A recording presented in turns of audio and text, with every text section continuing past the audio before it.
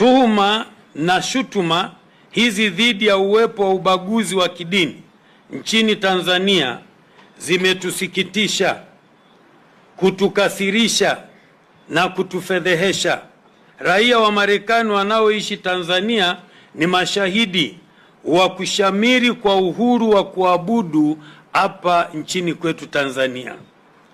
Hatutaki kuamini kwamba Marekani, taifa ambalo sote tuliumizwa na kulia pamoja wakati mashambulizi ya kigaidi kwenye ubalozi wake jijini Dar es Salaam mwaka ule wa 1998, linaweza kufanya kazi kama hii ya kupandikiza chuki za kidini hapa nchini. Kwa sababu hiyo, Jumuiya ya Maridhiano na Amani inalitaka bunge la Marekani kukataa hoja hii ya kibaguzi ya maseneta wake baadhi, kwani haina ukweli wowote na ina lengo la kupandikiza chuki ambazo hazipo nchini kwetu.